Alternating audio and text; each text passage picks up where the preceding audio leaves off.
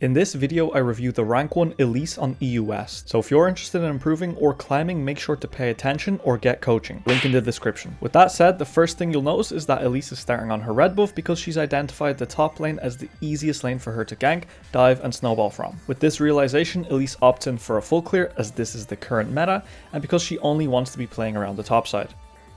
Upon finishing her clear, Elise spots the solo kill top and realizes immediately that when Lee Sin will teleport back to lane, she can just one-shot him and get him really far behind. So here's the dive in action, but for some reason Elise doesn't time her cocoon for the TP arrival, so unfortunately it doesn't work out as it should have, but it would have been huge if it did.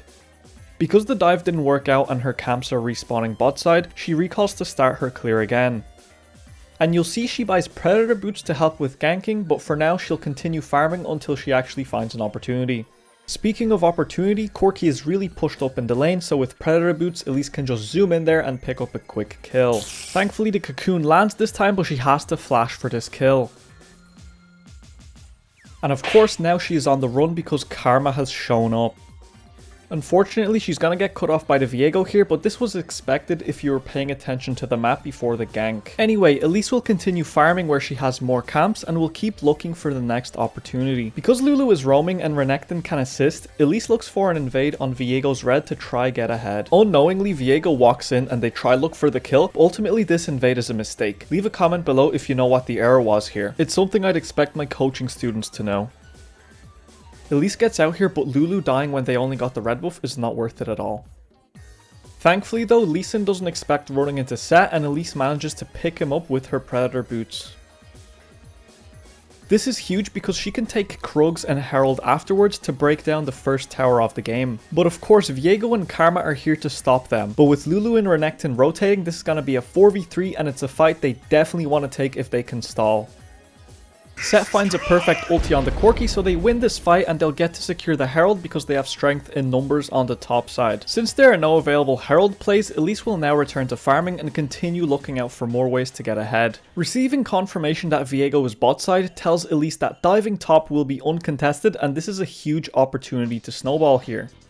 Naturally, Predator gets activated and there is absolutely no hope for the Lee Sin with how low he is. This was such a simple dive but a huge value play because they get all the plates and first tower gold off of this in addition to the kill. Anyway, now that Elise has full items, she's gonna recall and continue the same again with her clear and looking for opportunities. And speak of the devil, there's a good opportunity right here to fight because Elise is fed and she could potentially turn this around and swing the deficit on the bot side of the map.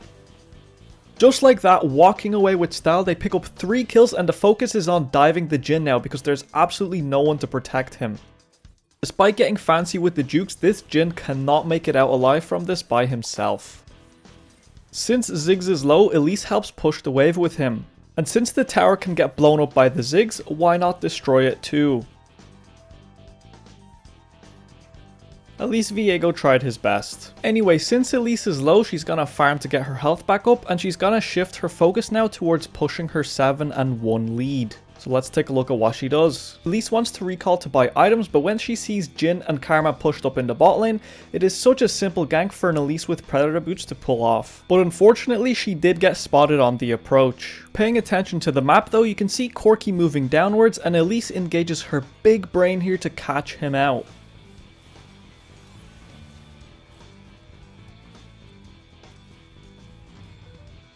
And for now, she will continue to farm and look for the next opportunity. Since there is no counter gank available, Elise will recall to buy items, but it's completely viable to dive the Lee Sin here to break the tower. And on the recall here, you'll see that Elise starts running bot side to farm her own camps, but I would not agree with this because of how far up her set is. With 2 items and being so far ahead, all she really has to do is group up with the set in the side lane and crack the game open. Sure, maybe she wants the dragon, but there's no reason she can't dive Lee Sin and then recall with Set, who is a winning lane to fight over the dragon. I have absolutely no words for what Viego's doing here, but this should definitely turn into a kill into the dragon or the bot dive before the dragon.